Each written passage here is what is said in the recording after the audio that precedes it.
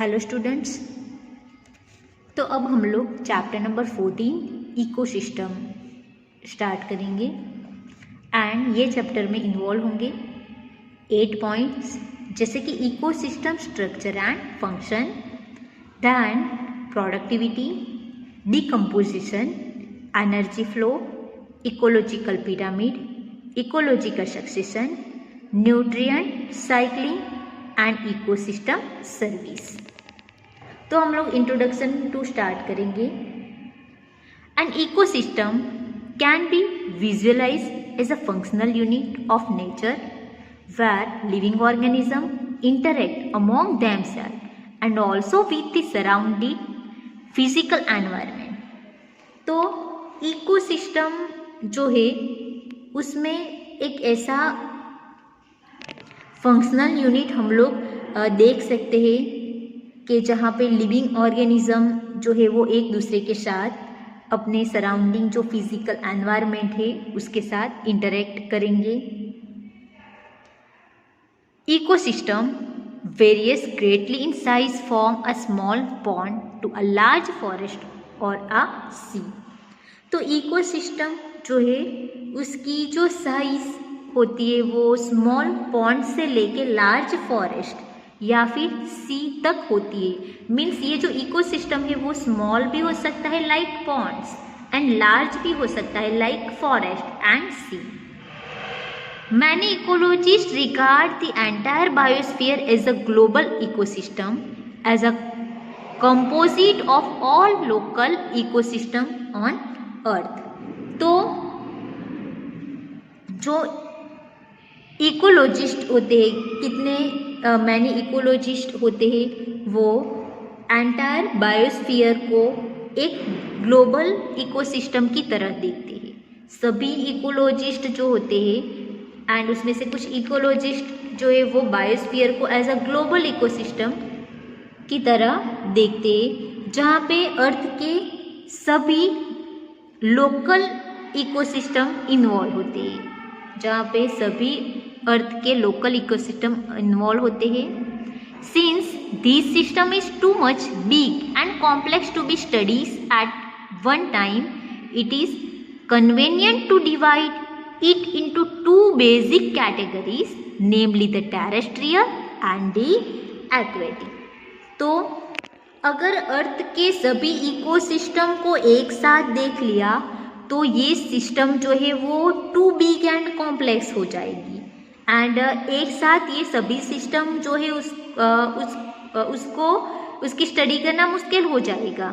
इसलिए ये जो इकोसिस्टम है उसकी इजीली स्टडी करने के लिए इकोसिस्टम को टू बेसिक कैटेगरी में डिवाइड कर लिया है, like terrestrial and aquatic. First one is terrestrial ecosystem, then second one is called aquatic ecosystem.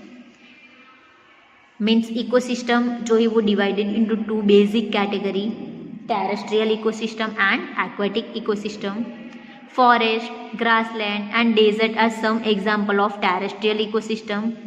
Pond, lake, wetland, river and estuary are some example of aquatic ecosystem. Student ये याद रखना है हमें कि टेरेस्ट्रियल मीन्स लैंड पे जो ecosystem होता है that is called terrestrial ecosystem.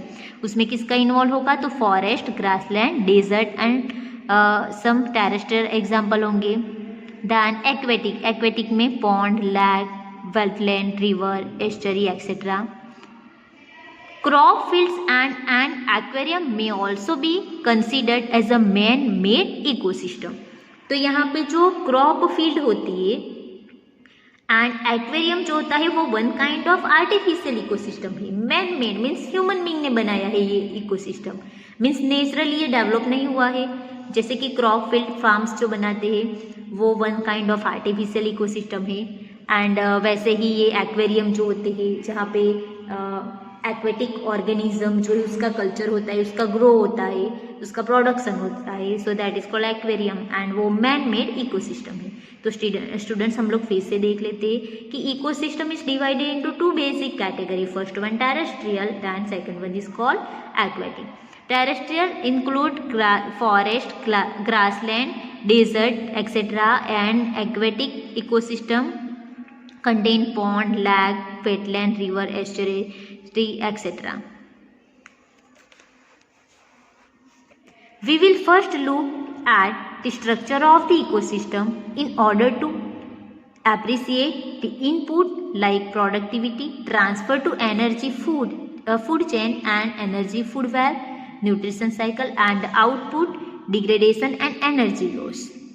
तो सबसे पहले हम लोग ये देखते हैं इकोसिस्टम में, एंड ये भी देखना चाहिए कि इकोसिस्टम में जो एनर्जी प्रोडक्शन कैसे होगा, एनर्जी ट्रांसफ़र कैसे होगी, जैसे कि food chain, food web, nutrition cycle and output energy जैसे कि डिग्रेडेशन एंड एनर्जी लॉस। ये सभी पॉइंट्स के बारे में हमें पता होना चाहिए, तभी जाके हम लोग इकोसिस्टम के बारे में जान सकेंगे। We will also look at the relationships, cycles, chains, webs that are created as a result of this energy flow within the system and their interrelationship।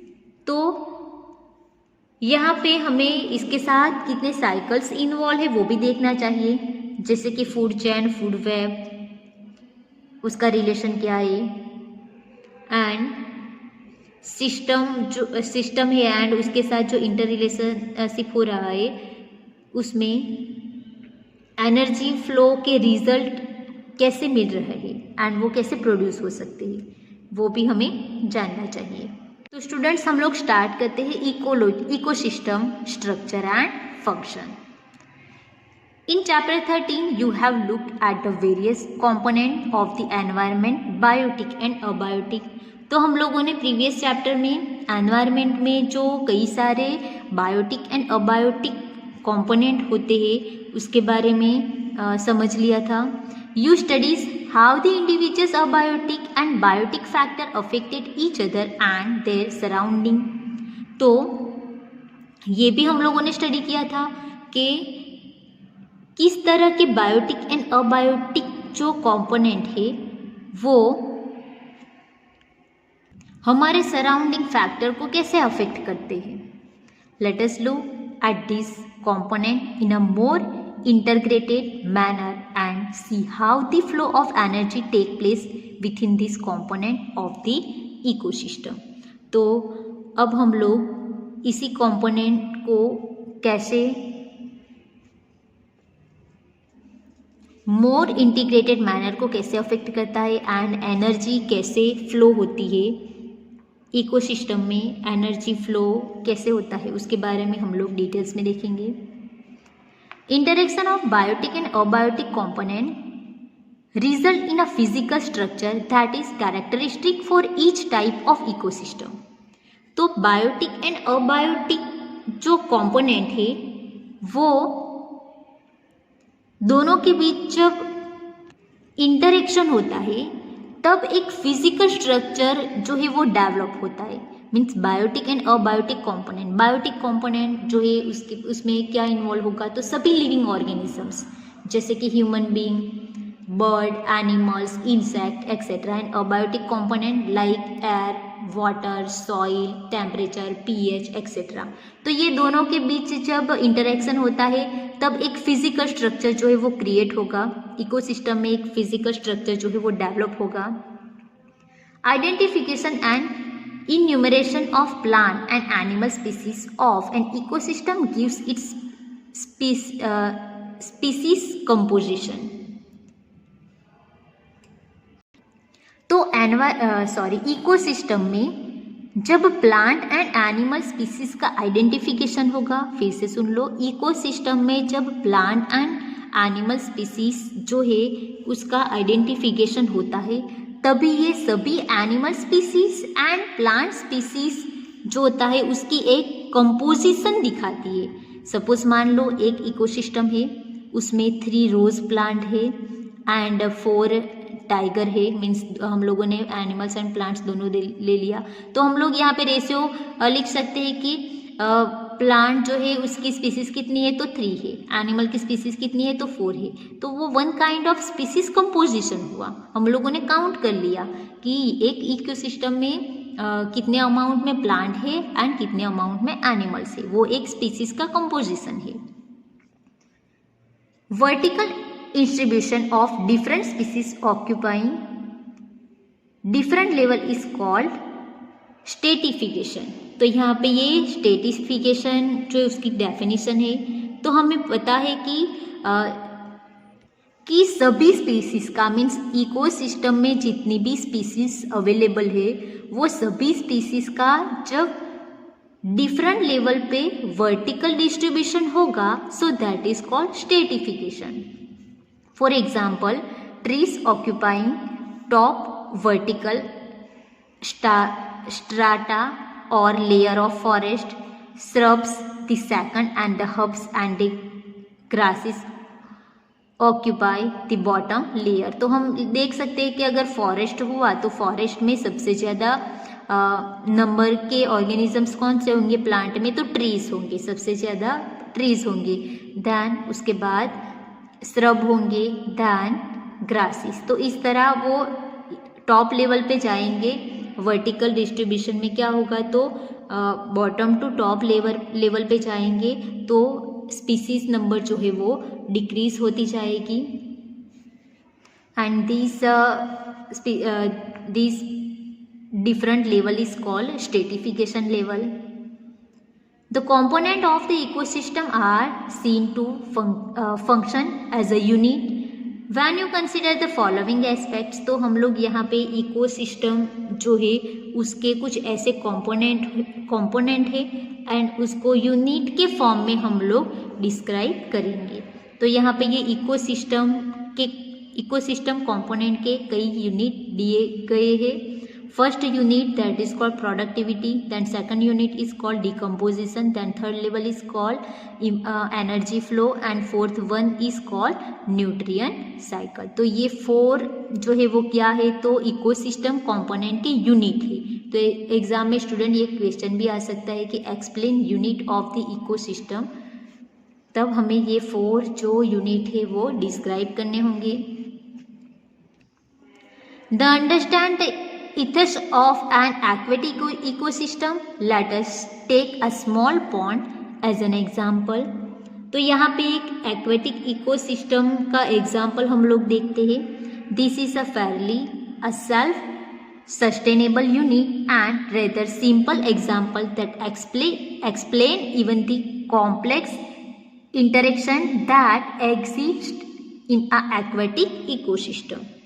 तो यहाँ पे हम लोग इकोसिस्टम का एक यूनिट, एक्वेटिक इकोसिस्टम का एक सेल्फ सस्टेनेबल यूनिट देखते हैं, जिसमें एक एक्वेटिक इकोसिस्टम है। वो एक्वेटिक इकोसिस्टम में कॉम्प्लेक्स इंटरेक्शन हो रही है। A pond is a shallow water body in which all the above mentioned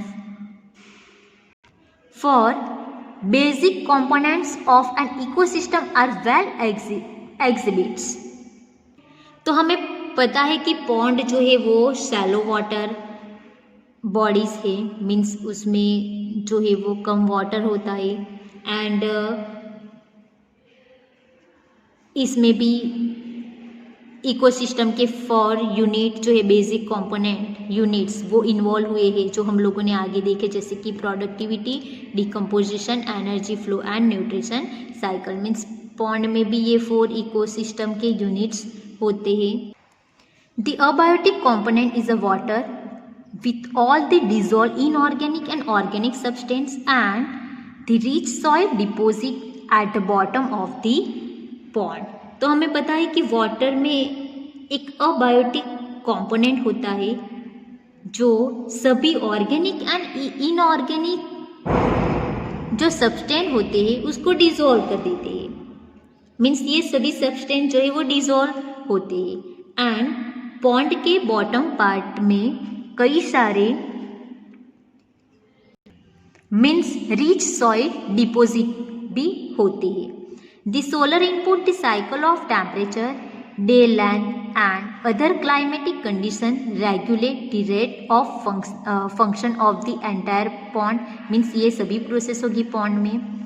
the autotrophic component include the phytoplankton, some algae and floating, submerged and marginal plants found at the engage। तो हमें पता है कि water में phytoplanktons भी होंगे, कुछ algae भी होंगे एंड कई सारे सबमर्ज प्लांट्स भी होंगे, देन मार्जिनल प्लांट्स भी होंगे। The consumer are represented by the zooplankton, the free swimming and bottom dwelling forms. तो यहाँ पे कई सारे कंज्यूमर्स होंगे एंड ये सभी कंज्यूमर्स जो होते हैं वो वाटर में स्विमिंग करेंगे या फिर वाटर के बॉटम पार्ट में भी हो सकते हैं। कई सारे जो एक्वेटिक कंज्यूमर है वो स्विमिंग भी कर सकते हैं, फ्री स्विमिंग भी कर सकते हैं या फिर बॉटम पार्ट में भी हो सकते हैं। The decomposers are the fungi, bacteria and flagellated, specially abundant in the bottom of the pond। कई सारे फंगस, बैक्टीरिया एंड फ्लैजेलेट जो ऑर्गेनिज्म होते हैं वो एज अ डिकम्पोजर वर्क करते एंड पॉन्ड के बॉटम पार्ट में वो मोर अमाउंट में होते हैं, सबसे ज़्यादा होते हैं। This system perform all the functional of any ecosystem and of the biosphere as a whole, for example conversion of inorganic into organic material with the help of the radiant energy of the sun by the autotrophs, consumption of the autotrophs by heterotrophs, and decomposition and mineralization of the dead matter to release them back for reuse by the autotrophs, and these events are repeated over and over again. There is unidirectional movement of energy towards the higher trophical level and its dissipation and loss and heat to the environment। तो यहाँ पे pond में कई सारे autotrophs होते हैं, like सन radiation energy जो है वो ऑब्जर्व करते हैं, सन में से निकलने वाली रेडिएशन एनर्जी। उसके बाद कुछ इनऑर्गेनिक जो कंपोनेंट है उसको ऑर्गेनिक में कन्वर्ट कर देते हैं with the help of radiation energy, and इस तरह वो फूड जो है वो स्टोरेज करते हैं। उसके बाद कई सारे कंज्यूमर्स जो होते हैं वो प्रोड्यूसर को ईट करते हैं, एंड उसके बाद कंज्यूमर जो होते हैं मीन्स हेटेरोट्रॉफ जो होते हैं उसका डिकम्पोजिशन हो जाता है, एंड उसके बाद वो मिनरलाइज हो जाएंगे, मीन्स डेड हो जाएंगे, एंड डिकम्पोजिशन होगा, मिनरलाइज होगा, एंड इस तरह जो ऑटोट्रॉफ्स जो होते हैं वो फिर से नए फॉर्म में डेवलप हो जाएंगे, एंड ये जो प्रोसेस है वो कंटिन्यूसली होती ही रहेगी। इस तरह जो हायर ट्रॉपिक लेवल जो है वहाँ से energy unidirectional movement through environment में एज अ एनर्जी फॉर्म में